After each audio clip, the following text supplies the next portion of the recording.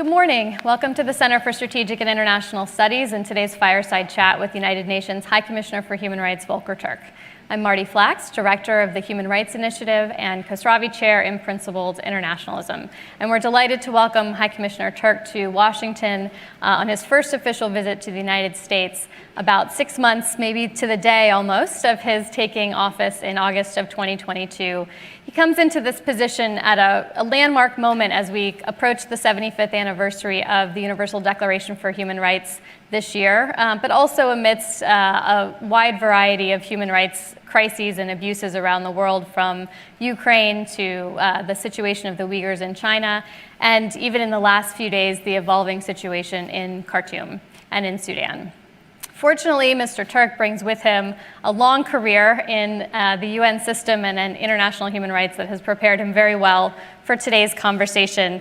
Prior to his serving as UN High Commissioner for Human Rights, Mr. Türk served as the Undersecretary General for Policy in the Office of the UN Secretary General, and he previously served as Assistant Secretary General for Strategic Coordination as well. Prior to that, he had a long and distinguished career working for the UN High Commissioner for Refugees, both at headquarters, where he served for 6 years as Director of the Division of International Protection, and other senior management positions at headquarters, and then around the world in places like Malaysia, Kosovo, Bosnia, Herzegovina, Democratic Republic of Congo, and Kuwait. So a long and distinguished career. We're delighted to have you here, Mr. Türk. Let me first welcome him to CSIS.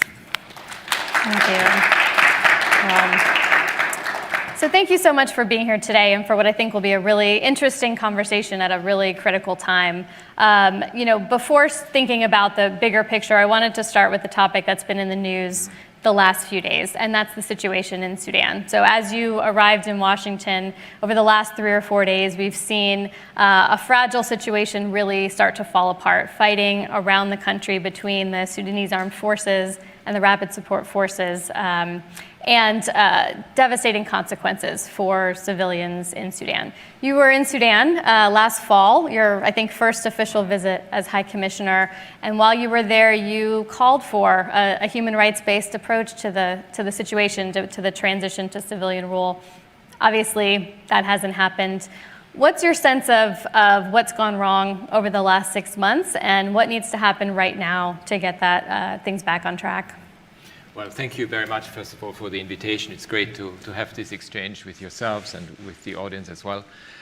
On Sudan, it was a very deliberate choice to go first. It was my first official country visit, to visit Sudan. It was at the beginning of November last year.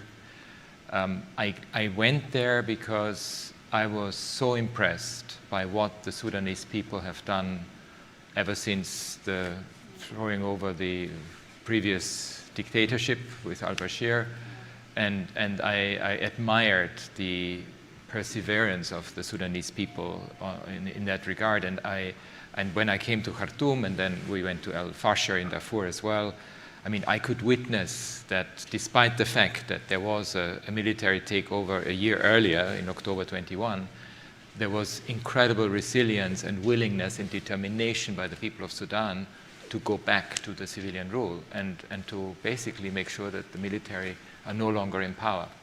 So I was very encouraged, actually, both by meeting civil society groups, human rights defenders, women's groups, but also I, of course, met with the de facto authorities. I met with General Burhan, I met with the Vice President Hemeti, I mean, the one who is now in charge of the RSF. So I met with both sides, and I was actually very hopeful. I came out of that mission with a lot of hope, and then they started negotiating in December. For the last couple of months, there was some hope that indeed they would go back to the civilian transition. And in fact, we had already prepared a press statement for the 1st of April when they were supposed to sign the transition, and then it didn't happen. And last weekend, I mean, we were shocked by what's happening. You have to imagine the impact on civilians is enormous. I mean, the latest count is already 185 people killed. I mean, civilians killed, over 2,000 people injured. My own colleagues, I talked to them over the weekend, they were telling me that they are basically hunkering down at home. one of our colleagues, there were RSF soldiers that went into their house, tried to loot whatever they had in the house. Finally, a more senior soldier came in to stop it. But it just shows what the situation is at the moment. And you can imagine for the people of Sudan, a much beleaguered population, this is incredible. And I only hope that reason will prevail, that the two warring factions come to senses, that they actually think about their people, and that indeed, that they go back to the negotiation table. And there's a lot of effort, I know, by the US. I had some meetings with the State Department yesterday, but I also saw the Secretary General over the weekend. I mean, he was in touch constantly with both sides and trying to figure out what we can do in this very, very tricky moment for Sudan. Yeah, you mentioned the role of the civilian population, the inspiring steps that they took to overthrow the previous regime, and it's interesting that you didn't feel this path was inevitable, that you think that you saw an opportunity for success. What are some things that you think the international community, the UN, the partner governments can be doing to help empower citizens in Sudan to kind of regain control, to take the control away from these two military leaders? Yeah. I mean, if you look at the situation, half of the population lives on $2 a day. You can imagine the poverty in the country, which shows that, frankly, the country is in free fall. So no one who has any responsible sense would think that having a war in this country is going to get the support of the population. I mean, the population is one of the most resilient populations I've seen when it comes to human rights. I mean, they continued the protests throughout the whole year, ever since the military take over in October 21. So I think, we only hope that whoever talks to these leaders and whoever has influence over them actually brings back to them what the reality of the country is. They are not going to have any support from the population if they continue in this way. It just erodes the trust that is needed. There is also, Sudan is always interesting because you have, of course, the Khartoum situation. And for Khartoum, it's the first time that they are actually seeing this massive, civil war type situation in their own backyard. Of course, we have had many other clashes in Darfur. They just continued, but also in Blue Nile State, in Kordofan, in various other parts of Sudan. I met some of the internally displaced people within Darfur. After 20 years, they're still internally displaced, which just shows how tired the population is. But there is a strong willingness to overcome, for once and forever, this saga. And I just hope that those two leaders are actually coming to senses. Yeah, it's an incredibly resilient population, as you said, and so you're rooting for the ways to empower them to take that control back. And that's a nice segue to, I think, a broader conversation, although I could talk about Sudan all day, of the role of human rights in peace building. And, as we're sitting here talking about the 75th anniversary of the Universal Declaration of Human Rights, which obviously came from World War II and the results of that conflict. But I think people forget also that it was seen as a peace-building tool, as a conflict prevention tool as well. And so I'm wondering, in your experience in other conflict situations or potential conflict situations, how you make the argument that respect for human rights is a tool of peace-building and conflict prevention. First of all, I think it's important to remember the history of the UN Charter, when it was drafted, the principles and purposes were very clear. It's about peace and security.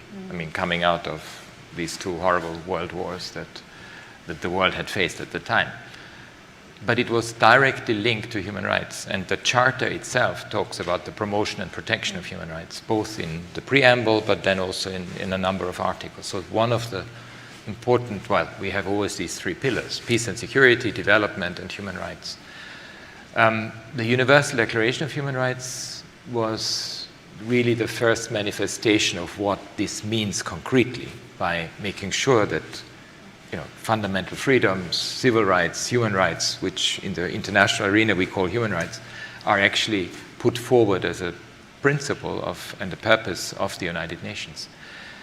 It's clear that the best prevention strategy is to have strong human rights compliance. And that's where it really starts. So whenever you, and I learned this when I was working for refugees, because refugees, in a way, are the visible manifestation that something is going absolutely wrong in a country, because that's why people flee, because of conflict, persecution, and persecution on account of different things, religion, political opinion, membership of a particular social group. So it's obvious that in order to address conflict, human rights has to be at its core, because it always brings us back to the plight of people. What are their aspirations? What are their rights? How can we advance them?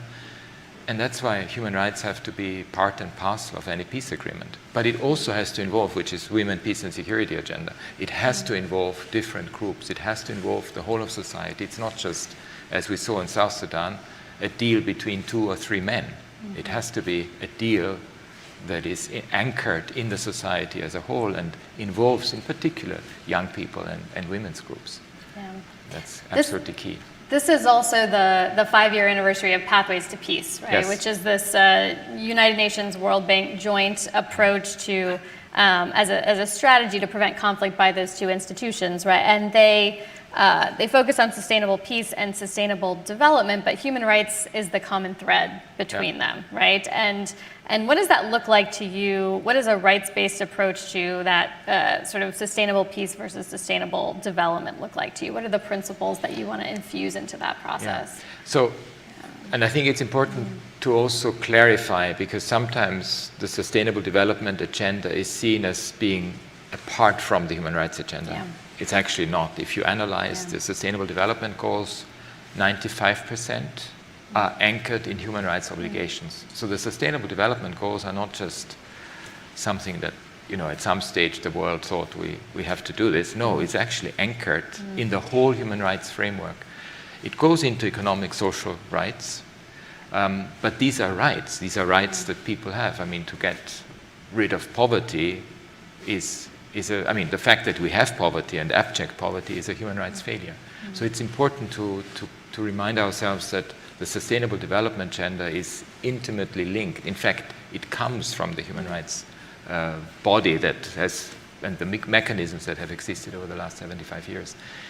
But then, of course, then it's human rights in and of itself. What does it actually mean if you break it down in the context of conflict and violence? It's, first of all, to make sure that in the conduct of hostilities, that it's done according to a certain set of rules. You have international humanitarian law, but you also have international human rights law.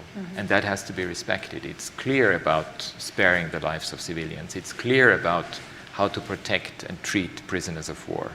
It's clear about what does necessity mean and how do you make sure that it doesn't affect civilians. But then also in the whole peace building process and actually finding peace and getting out of conflict, it's the analysis of root causes. What are the grievances that were behind it? Looking at gender, at the gender dimension of conflict. I mean, it's interesting because we often see violent misogyny is a good early warning signal that things may go wrong in a country. And I think we have to be very clear about this. And I'm just mentioning it because sometimes we forget the gendered impact, or even the gender discrimination, gender equality, inequality issues that are at the root of some of these wars. I mean, I remember a very famous Croatian writer, Dubravka Ukresic, unfortunately she died earlier this year. She gave to me one of the best analyses from a gender perspective of the wars in the former Yugoslavia, especially in Bosnia and Herzegovina. And what she actually reminded us is it started with a very male-dominated, chauvinistic, and frankly misogynistic type of attitude that prevailed. And I think so we need to always understand this. When we see violence, in whatever form it occurs and it starts, what does this mean for the future? And one needs to obviously resist the beginnings of any of this. So that's why the gender equality agenda is directly linked to it. In actual frameworks, peace frameworks, I mean, look, or ceasefire agreements, human rights are a core and have to be an integral part. Look at Dayton Peace Agreement. Annex 6 has a whole human rights agenda that is going along with it. So it's clear that when it comes to transitional justice issues, when it comes to issues of how to regain peace, human rights are at the core and they need to be respected. The same if you look at Ethiopia, for example, with the ceasefire agreement, it's clear that there is a human rights component in it and transitional justice, and you are not going to achieve any peace that is sustainable if you are not addressing the human rights issues at the core. Yeah, both the prevention aspect and then the long-term sustainable peace aspect, and putting human rights at the center of those. So let's talk about a few other contexts in which this is playing out. So you were recently in Haiti, a place that we're seeing extreme violence and instability. And there's been a pretty robust debate about the role of the United Nations in Haiti, a difficult history there. When you were there, you called for the deployment of a quote, time-bound specialized support force to help us address the widespread violence there. There's a lot of mistrust among the Haitian population about international intervention, about the UN peacekeeping system. How would this intervention that you envision there be different than what Haitians have experienced in the past? First of all, I was deeply shocked by the situation in Haiti. I think it's never been as bad as it is at the moment. You have to imagine there are about 200 gangs that control maybe now over 60% of the metropolitan area of Port-au-Prince. It affects other parts of the country now. And behind these gangs are political and economic elites. And when we try to address the situation, I think we need a multi-pronged approach. For instance, the Security Council last year decided on an arms embargo. It is absolutely critical that the arms embargo is actually enforced properly. And there's not one single arm that is produced in Haiti itself. They come from elsewhere. So arms embargo is absolutely critical. The second is, and by the way, the gangs have much better, they have all kinds of very modern means of warfare and control than the police. The second is sanctions. And the US and Canada have started the sanctions. The Security Council actually started to also agree with individualized sanctions against those who are behind the gangs, who support the gangs. And that, again, needs to be very forcefully implemented. Then there is the whole judicial and police reform. And when I went, I had discussions with the interim government and with the Prime Minister and with the Chief of Police. There are efforts to make that work. There is an incredible amount of work to be done when it comes to building up a proper judiciary that is also protected so that they can actually go after these people who are behind the gangs, but also some of the gang leaders who are in charge. And then you need a police force that actually works properly and is equipped properly in these circumstances. So they will not, at the current moment, they are not going to be able to do this on their own. So they will need international support. And they need to, in a way, work very closely with the Haitian police, because that's the only way for them to be able to show some robustness against this type of violent control that the gangs exercise. And it's, for me, this is obviously, it's Hobbesian, actually. It's really what Thomas Hobbes had in mind when it came to, before the creation of a state, you essentially are in this war for all against all, and it's really that type of chaotic, anarchic situation that Haiti is in. There's no way they can do it on their own if they're not supported with some type of time-bound, specialized, multinational force that would help the police do its job. So it's in support of the Haitian police. So Haitian ownership is incredibly important. These are some of the lessons learned from previous engagements. So that's what I was going to ask. And how does that force, or how does that international presence build trust among the Haitian population? What does that engagement look like in your mind? Obviously, they have a police support role that you envision, law enforcement role. But what's the relationship with the civilian population? So I talked, again, I had a chance to talk to different segments of the Haitian society, civil society, but also, actually I met some of the victims of the gangs. And the sense that I got, I think initially indeed, Haiti was seen as, I mean, the Haitians themselves are really tired of external interventions because there's a whole history of it that hasn't gone terribly well for them. But in this current situation, I mean, my sense is that there is broad consensus that something is needed. And as long as it's done, as I said, in support of national ownership, because of course, for instance, intelligence gathering that you need in order to fight these gangs will come from the Haitians themselves. So they are not going to be able to do this with people who are just flown in and then go into these different neighborhoods. So they will need that intelligence information. So they will, I mean, as long as Haitian national ownership is guaranteed, and as long as there is strong police reform that is supported internationally, I think it can work, and it would be able to work. By the way, one thing I wanted to say, because it links up with the Universal Declaration of Human Rights.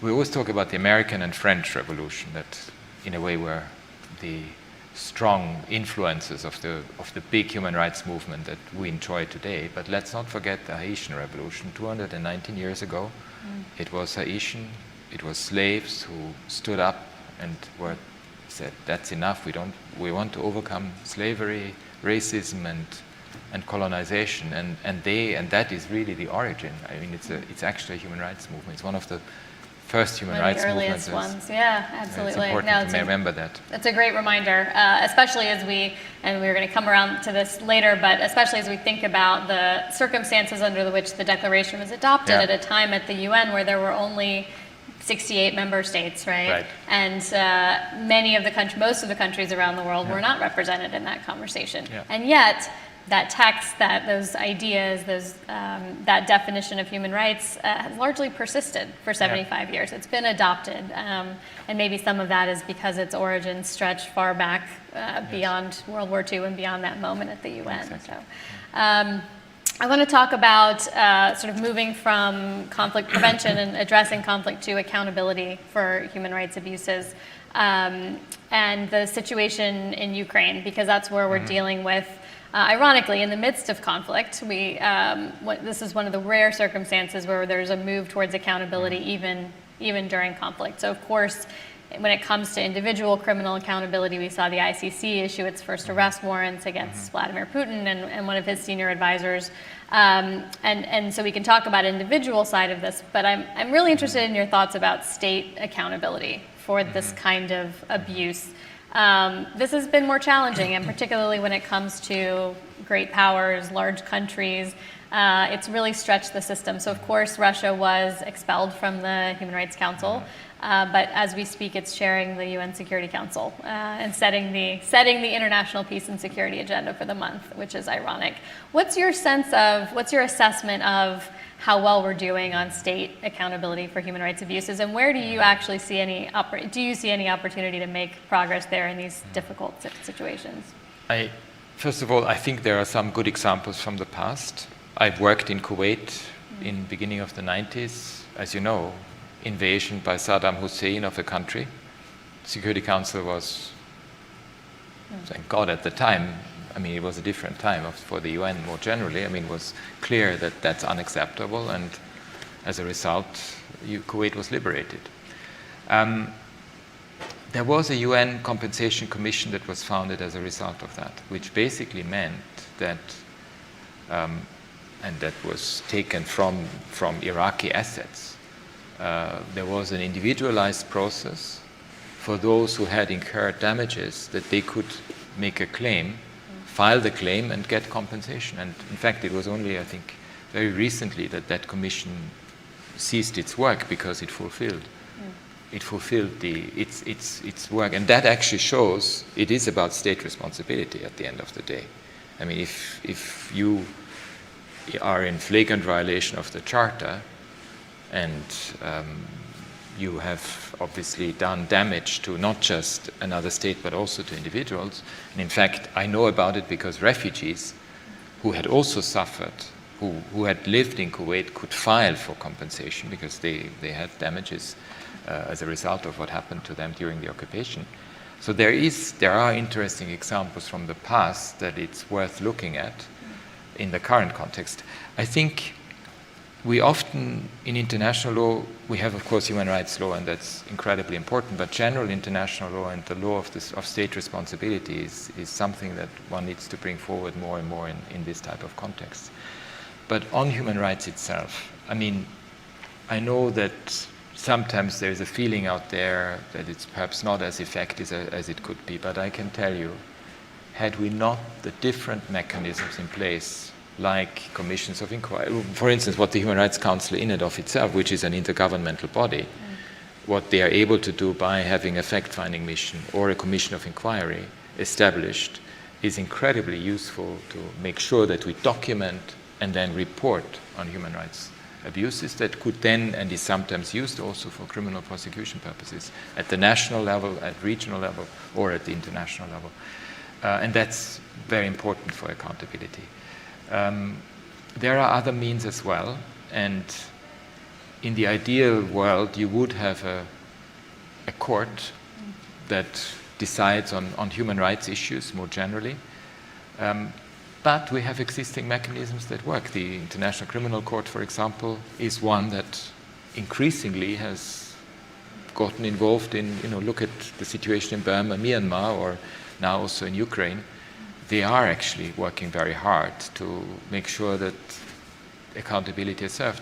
But at the same time, we also need it at the national level. So there needs to be a lot of support for I met with the Prosecutor General when I was in Kiev. And it is important that they get all the support they need, because they have, I don't know, by now, I think 70,000 cases of serious human rights violations, war crimes, and so forth, that they need to be able to get the forensic evidence and things of the kind. Yeah, and the ICC is only going to ever be able to do the tip of the iceberg, right? The local accountability is going to be the bulk of it.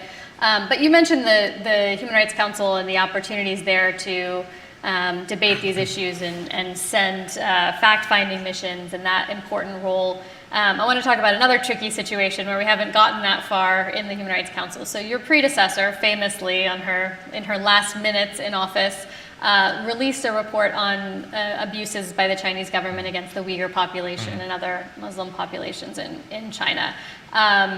There was an effort to put that discussion, to table that issue at the Human Rights Council. It was blocked. China has been able to prevent kind of further fact-finding and further discussion and debate about those abuses. With that avenue seemingly off the table, although you tell me if you think there's an opportunity there, where do you see the conversation about accountability and addressing abuses by China going? So the report makes, first of all, does an analysis, a very strong analysis of the situation for the Uyghur and Muslim populations in Xinjiang province, but also talks specifically about how to get out of this and makes recommendations, including on, frankly, changes in legislation in the whole approach. There are, of course, different human rights mechanisms that, for instance, there was a review of China by the treaty body that looks at economic and social and cultural rights. There will be at some stage a universal periodic review of China. So I'm sure that these issues will be part and parcel of the discussion. The fact that the Human Rights Council is not discussing it doesn't mean that my office is not following up on these things, because it is an office report that was published, and there are recommendations, and it is on me to make sure that we follow up on that. And that's, if you see, I mean, there are different ways and means. You have both the treaty bodies, you have the number of the different mechanisms, you have the special procedure mandate holders, you have also my office that has to follow up on this. And I would love you to be able, if you can, talk a little bit more about what kinds of tools or approaches you have the capacity to deploy in these situations, if you're getting any traction in your engagement either with the Chinese government or with other governments to try and continue to address that situation. What are some of the approaches? I mean, it's clear that's one of the biggest challenges that we have generally.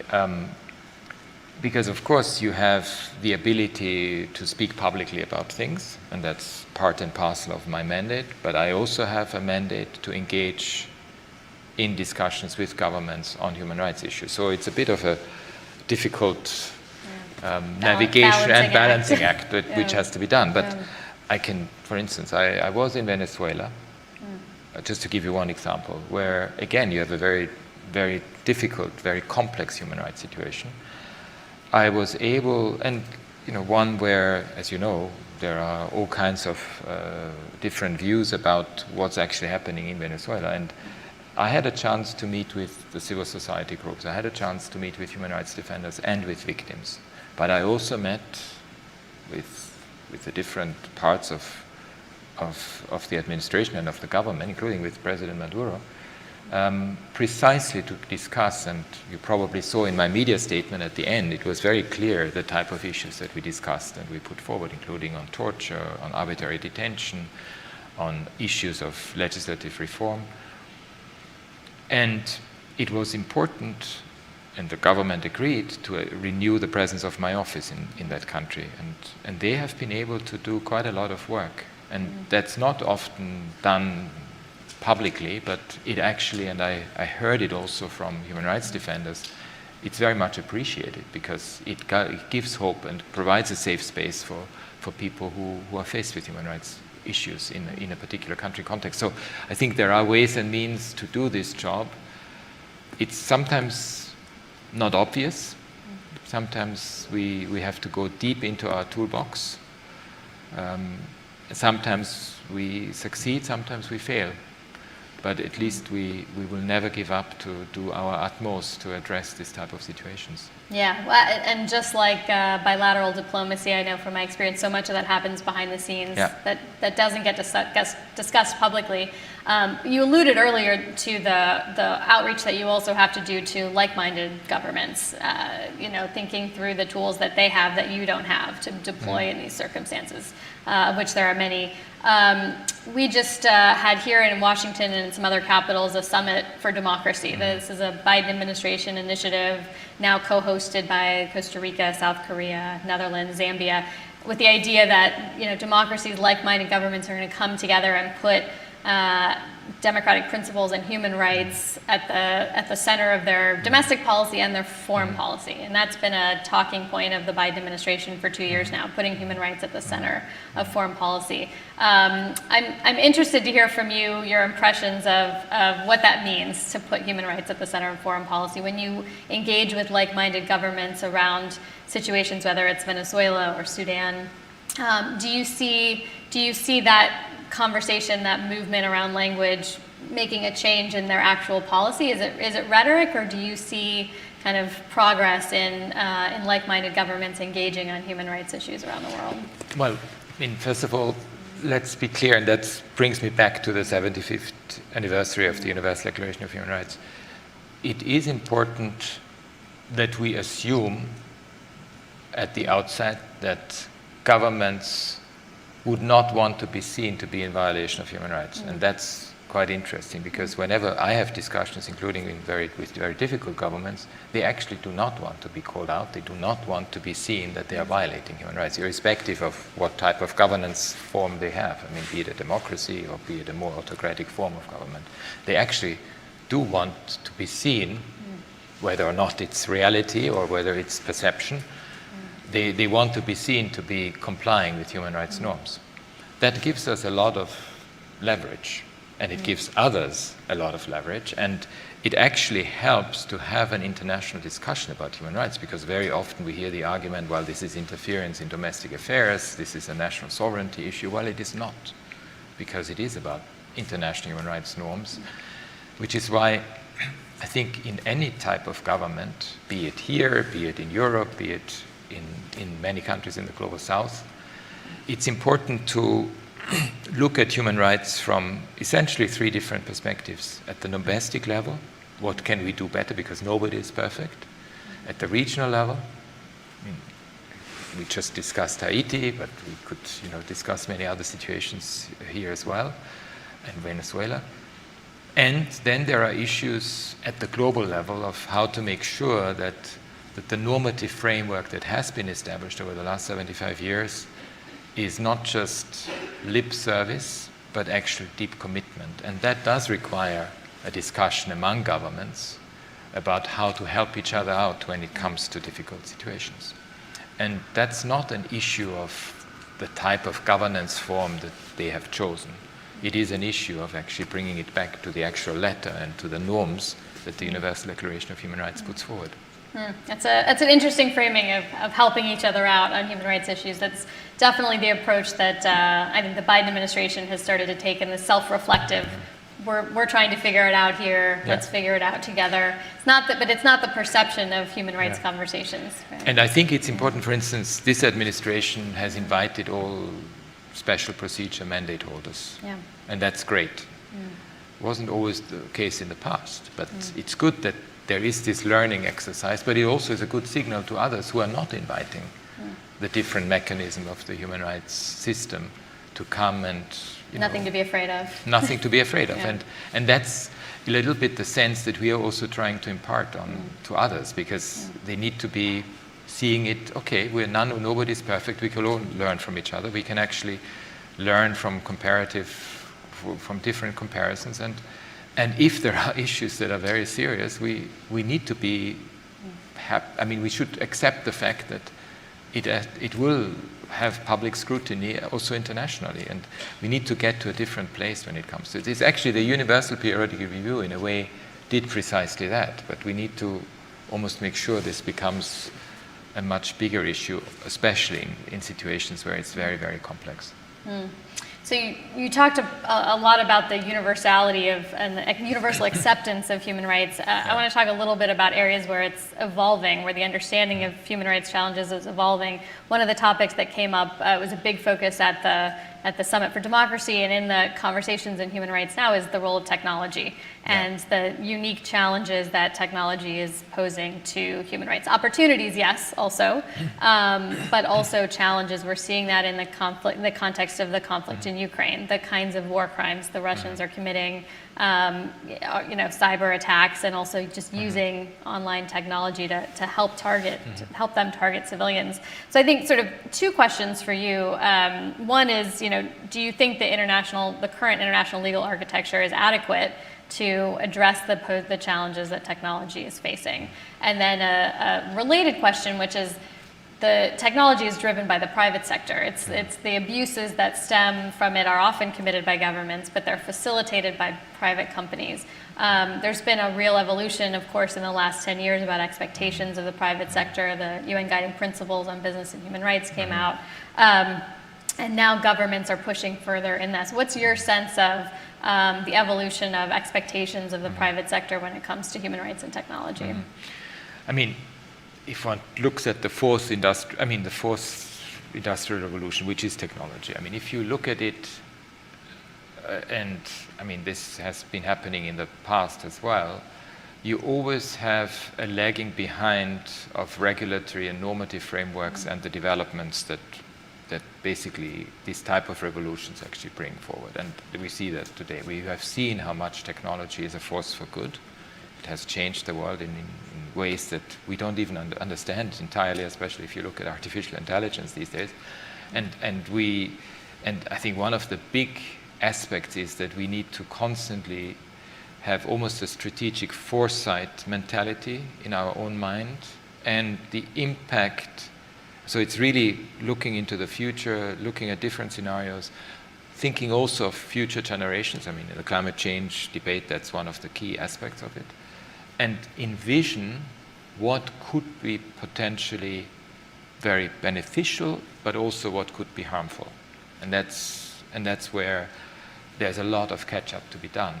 Human rights offers a lot of the solutions, and especially when it comes to, for example, one aspect is social media platforms, and you saw there is a different approach in Europe, there's a different approach in the US at the moment. I think it will be important to understand the power dynamics that are behind it. You mentioned the private sector and the big companies that are behind this. We know how much it has influenced even the democratic space. I mean, through harmful disinformation, for example, through all kinds of manipulations that happen in electoral processes, but also when it comes to hate speech and the propagation of hate speech and incitement to violence. So all of this is quite a mix. So there are obviously the very important beneficial aspects, the connectivity issues we have with technology, but they always have to have a human rights content going along with it. So the norms, because it's clear that human rights norms apply both online as well as offline. But we need to concretize it, and we need to make sure that it's not just understood by member states that have an obligation to regulate. Right to privacy is one issue, also here in the US, for example. But then also for companies to adapt. And very often we understand that companies, if they know that a normative framework is in the making, they will adapt their practices. And in fact, we have had more and more tech companies come to us asking for help because they see that there are huge issues that involve them. And you probably saw my open letter to Elon Musk on Twitter when after he had fired his human rights team. But that isn't just about Twitter, it's about all social media platforms. And that's the type of work that we have to do. Actually, I think the future of human rights, if we look into the future, I think we will hinges a lot on, well, it is about human agency, and that's about human rights again. So we will have to do quite a lot of work, and we need all hands on deck in order to address precisely how we ensure that the human rights component is the guiding light when it comes to technology in the future. But you think the fundamental framework is there, it's about how do you adapt it. Maybe we can ask ChatGPT what their advice is on how to do that.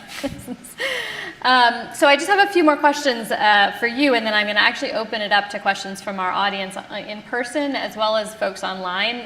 There is a button on our website. If you're streaming this, you can click submit a question, and I will get it here. So be thinking about your questions, and I will turn to you in a minute. But I want to ask you two last questions.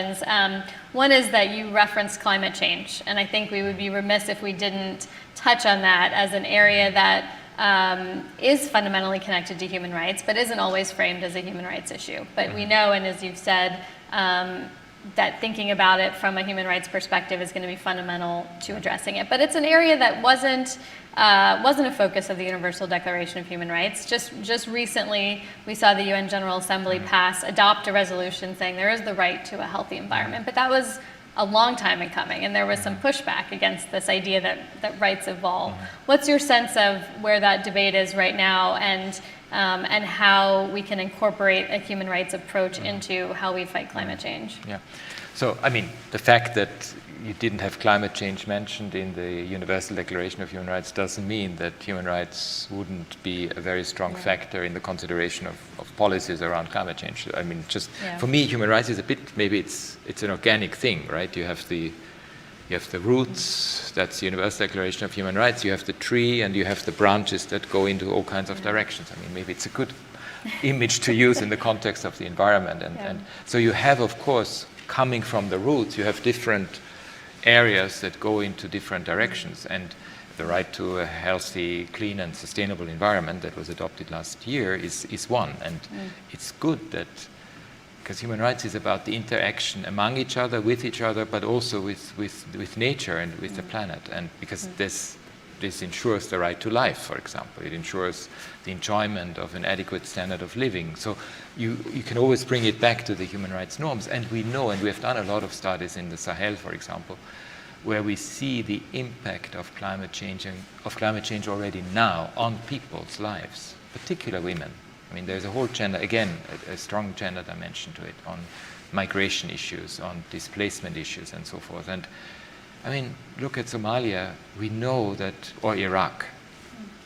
We know if you do some of the mapping out, and if we are not meeting the threshold of 1.5 centigrade, I mean, if you think of if global warming goes up to what could it be now at the end of this century, 2.8, almost 3 degrees more, I mean, just do the mapping around the world, what this would mean, and which parts of the world would essentially either be flooded or become utterly uninhabitable. We already know this for Somalia, for certain parts, but also for Iraq, because if the temperatures go up to over 50 degrees Celsius, I don't know it in Fahrenheit, but it's really hot. Yeah. It's untenable. I mean, people won't be able to survive in such circumstances. So it does mean that, of course, their human rights are immediately affected. And one of the things, and when I talk about future generations, the rights of future generations are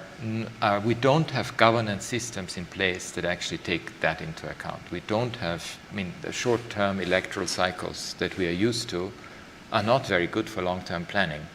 I mean, we saw this, you have one administration come in that is very clear about climate change and based on science and reality, and then there's others who basically deny it. And I'm not just talking about this country, I'm talking about other countries as well. But it's and that is that's very dangerous for this type of long-term issues and the effect that it has and the impact it has on future generations. Well, frankly, also on children that are born today.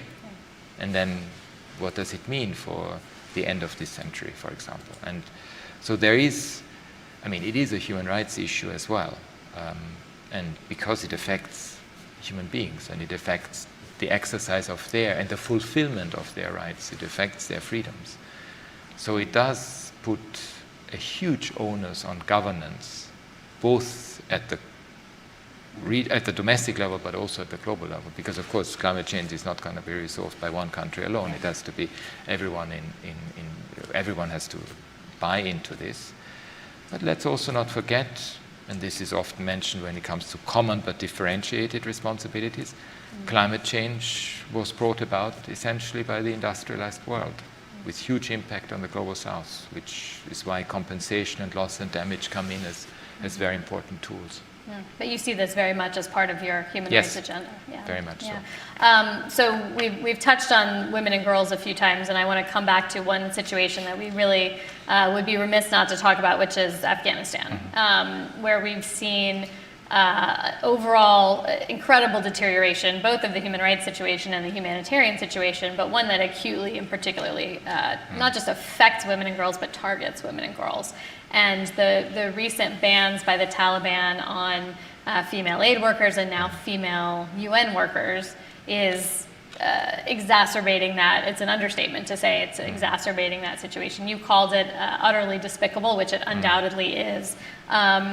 Where do we go from here in terms of being able to provide life-saving humanitarian assistance and help the people of Afghanistan, but also trying to protect the fundamental human rights of women and girls and of all Afghans? Yeah. Well, that's one of the, again, huge dilemmas. But it has to be said that when the UN works somewhere, there are certain principles that apply, and they come from the Charter, they come from human rights law. I mean, there's no way that any one of us can accept that anyone tells us that, that women can no longer work for us. That's just not possible. And the de facto authorities will have to understand that. And if they don't, there will be consequences. Do you see that conversation playing out in Kabul right now? Do you see those conversations happening in a way that gives you any hope that there will be a resolution, or do you think that international organizations in the UN are going to have to walk away potentially? I mean, at the moment, the trajectory is a very negative one. I mean, because it started. I mean, there has been it's almost like the chronicle of a death foretold, right? And I hope that there is some reason that comes back to the ones who want to be in charge of a country, despite the fact that they are not officially recognized as such. But they are still exercising the power and the influence over people. So it's one of the biggest challenges I think that we have, because we cannot accept the fact that, I mean, it's not in the interest of the country at all. I mean, you cannot ignore half of the population. Yeah. Yeah, so I'm not hearing the optimism there Not much, no. that you expressed earlier. Yeah. Okay, well, let's not end there. Let's open it up to questions. For folks in the audience, there's a microphone here. If you want to ask a question, please stand up and do so. In the meantime, I'm going to ask some questions. I'm going to start with one online, and then we'll come to you. So sorry, I'm getting a lot of questions. While I sort, actually, we'll go ahead with you since I've got a lot of questions coming in. Thank you. My question is in relation to civil society and its role in relation to your office. And I'm with Youth for Human Rights International, and so we have a grassroots campaign internationally to educate people on the UN Universal Declaration of Human Rights. Of course, this is a big year, and so I was curious to know what is the best way for civil society to interact with your office to get advice on what to do, and also to let you know what we are doing so that we can interact well.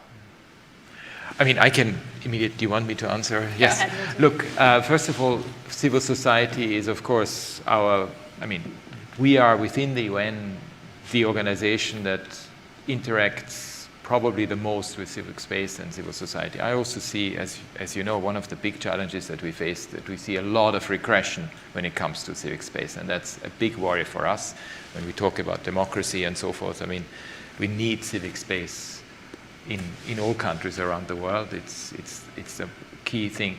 For the 75th anniversary, we have a little secretariat in Geneva, and we can give you the names of those colleagues, because we also want to involve a lot of young people, youth groups, and so forth. And we have a whole campaign going on just precisely to involve young people for the Universal Declaration of Human Rights. So we can give you the contacts for that. Fantastic. Thank you. Thanks so much. So let's take 2 questions, and then we'll come back to Mr. Turk. Yeah. Thank you, Commissioner, for your remarks today. Krishna Mari, just graduated from American University. I'm now at PEN America, a literary human rights organization. My question for you is, how do we update the international legal regime regarding asylum for the 21st century, especially amid nascent threats with climate displacement? Thank you. We'll take 2, yeah. and then I have come. an answer, just so we can get through more people. Thanks for being here. Rob Colorina, AIC Investments. We're global investors. My question to you is, with respect to the emerging markets, is there more of a step up you all would like to see from that? And if so, if there's any region or any capacities, I'd be curious of your thoughts there. Mm-hmm. Maybe, do you want to get a third one? You want to do a third one? Yeah, okay. We'll do one more. Sure. Yeah. My name is Henry Etem. I run a foundation, a humanitarian foundation in 4 countries, Ghana, Nigeria, Cameroon, and Central Africa. And my staff basically see human rights violations on a daily basis. But I have 2 very short questions. The United States is a frontline defender of human rights and has taken a lot of actions, including sanctions of individuals and removing some from AGOA, the Africa Growth Opportunity Act. Recently, you have some African countries especially trying to come back into AGOA. And I want to ask you this question, because they were, first of all, removed from AGOA because of human rights violations. In your opinion, if no progress has been achieved in terms of adhering to the conditions to which they were removed in the first place, would readmitting them be undermining human rights, especially during the 75th anniversary of the declaration? The second question is, in your office, last year, I think it was in June, you had the working group on arbitrary arrests, made a lot of reports on Africa, basically in Nigeria and Cameroon. And in some of those reports, recommendations were made for some prisoners who were arrested in Nigeria, deported illegally to Cameroon, and till date, they were even sentenced life imprisonment. And in that report, we request for them to be released because of the arbitrary nature of their arrest and deportation. I don't know how far you've engaged, your office has engaged with the governments of Nigeria and Cameroon to solve the issue. Thank you. So I don't know if you caught all of those. I'll try and quickly recap. So we've got the asylum policy, human rights in some emerging markets, any particular places you're concerned about. I don't know if you follow AGOA as a U.S. trade regime with Africa, but there's some human rights criteria in there. So I think the question is, how do you balance incentives versus potential sanctions, keeping folks out of regimes? And then this last question about sort of Nigeria, Cameroon, and exactly. arbitrary detention. Yeah. Look, on the asylum, first of all, the 51 Convention and the 67 Protocol relating to the status of refugees is a document that one needs to cherish. And I don't think it is the time now to even offering it up to any renegotiation. There would be some governments who would probably want to see that happen, but I can tell you it would be a disaster. I mean, if you look at what's happening on the asylum and refugee front, I mean, we are on record about some of the issues in the UK, for example, a couple of other countries. I mean, it's very important that we come back to the very standards that the 1951 Convention has put forward. As you know, there was a global compact on refugees that was adopted in 2018 by the General Assembly.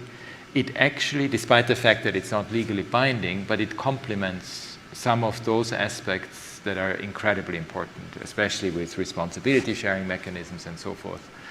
And in a way, it has helped to, for instance, it has influenced the World Bank to give some funding and make it available for host countries that are particularly affected. So I think one has to look at the whole asylum regime from the perspective of hard law, some of the soft law standards that have been developed, but also in particular this global compact on refugees. Of course, on the migration front, that's a very important area that needs a lot of evolution. It was great that we got the global compact on safe, regular and migration adopted again also in 2018. There are, of course, a lot of labor standards that have been developed, but especially when it comes to potential displacement and migration as a result, for instance, of climate change and environmental degradation, there are indeed areas that need further development, and they will have to be worked through. On human rights and emerging economies, I mean, some of the lessons learned from the past, and especially if you look at COVID and how COVID has impacted on economies, and not just emerging markets, also higher, I mean, some of the middle-income countries, and of course, LDCs, I mean, the less developed countries, has been enormous. I mean, there have been huge liquidity issues on the financial side. There have been issues of, as you know, on debt. A lot of countries actually are not able to pay back. I mean, they are paying back their debt, but it comes at the expense of a very shrinking budget space.